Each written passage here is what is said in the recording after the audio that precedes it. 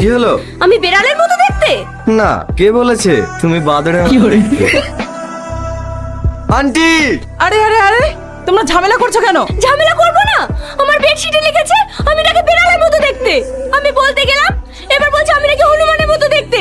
তাহলে কি বলবো বলেন? দেখো, তোমরা কিন্তু প্রত্যেকদিনই ঝামেলা করছো।